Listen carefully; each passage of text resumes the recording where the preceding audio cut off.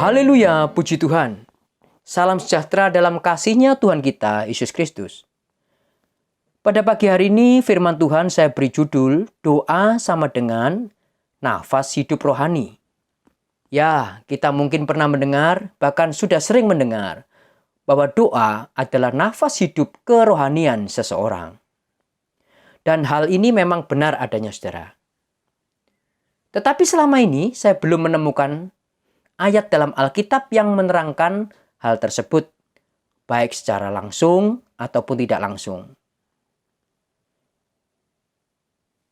Tetapi kebenaran bahwa doa adalah nafas rohani dapat diterangkan lewat skema tabernakel atau skema kemah suci. Mari kita lihat gambar dari tabernakel. Puji Tuhan.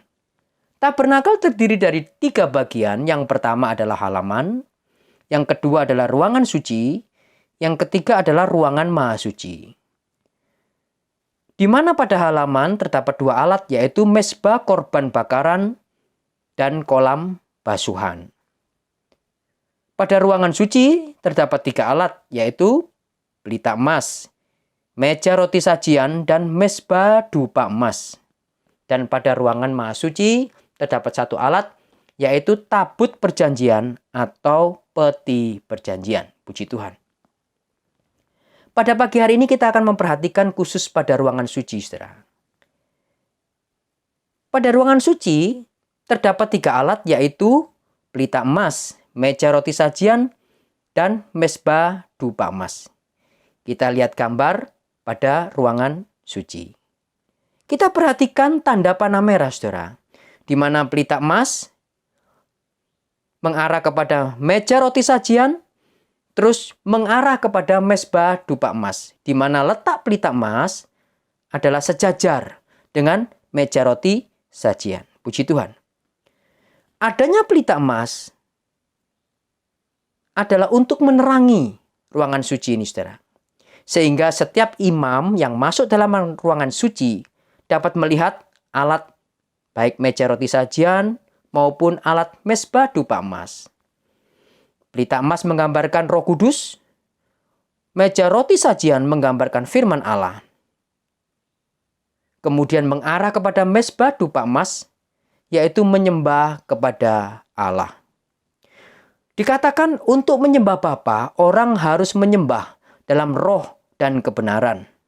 Roh gambaran dari pelita emas, kebenaran firman Tuhan gambaran dari meja roti sajian. Puji Tuhan. Meja roti terdapat 2 susun roti, saudara, di mana tiap satu susunnya terdapat 6 tumpuk roti. Jadi kalau 2 susun berarti 6. Saudara bisa baca di dalam Imamat 24 ayat 5 sampai 6. Jadi meja roti sajian terdiri dari 2 susun roti, tiap susunnya terdiri dari 6 tumpukan. Jadi kalau 2 susun berarti 6. Ini menunjukkan isi daripada Alkitab, di mana Alkitab berisi 66 kitab. Puji Tuhan.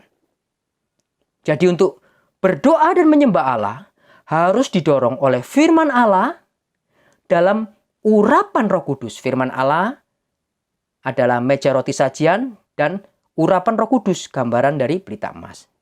Dan kedua alat ini sejajar, saudara. Puji Tuhan.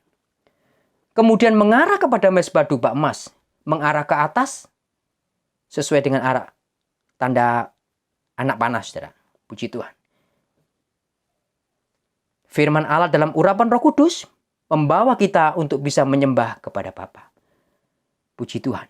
Mezbah dupa emas merupakan alat yang terletak paling dalam ruangan suci, dekat dengan ruangan maha suci yang menggambarkan kesempurnaan, saudara. Jadi, setiap kegiatan rohani harus membawa kita sampai kepada puncaknya, saudara. Yaitu dalam doa dan penyembahan.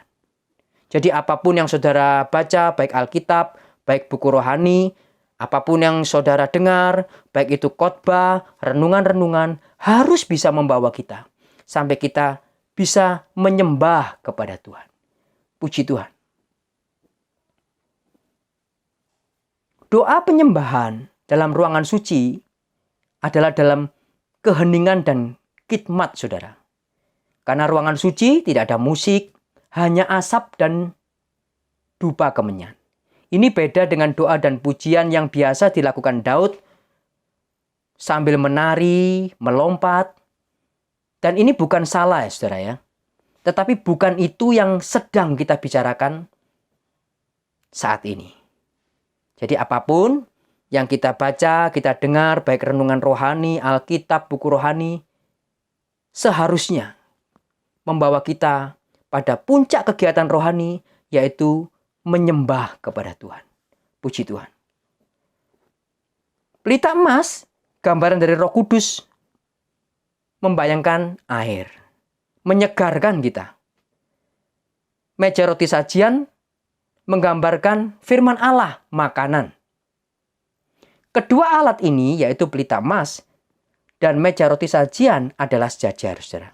Jadi air dan makanan masuk dalam hidup seseorang lewat kerongkongan. Dan di atas kerongkongan ada tenggorokan, saudara, yaitu tempat jalan masuknya nafas. Mezbah dupa emas yang terletak di atas pelita emas dan meja roti sajian adalah gambaran daripada nafas rohani kita. Ada air, ada roti, ada nafas. Inilah tanda kehidupan pada manusia. Ada orang yang tahan tidak minum, saudara. Tahan tidak makan berhari-hari. Tetapi tidak ada orang yang bisa tahan tidak bernafas 1 hari. Atau mungkin 1 jam saja. Juga tidak tahan. Ya, jadi doa dan penyembahan merupakan nafas hidup rohani seseorang. Puji Tuhan. 1 Tesalonika 5 ayat 17 berkata, tetaplah berdoa. Bisa diartikan, saudara, tetaplah bernafas. Karena doa adalah nafas hidup kerohanian kita. Puji Tuhan, kiranya Tuhan menolong kita semua dan kiranya Tuhan yang memberkati kita. Mari kita berdoa. Terima kasih Tuhan buat kebenaran firman-Mu pada pagi hari ini. Engkau menolong setiap kami, sidang jemaat-Mu dimanapun mereka berada.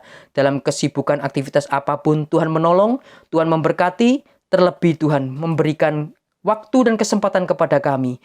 Untuk banyak kami berdoa, banyak kami menyembah kepada Engkau. Terima kasih Tuhan. Hanya di dalam nama Tuhan Yesus kami berdoa dan ucap syukur. Kami sudah alaskan doa kami. Haleluya, puji Tuhan. Amin. Tuhan Yesus memberkati. Sujud di altarnya, ku bawa hidupku, ku terima anugerahnya, Dia ampuniku dan bebaskanku.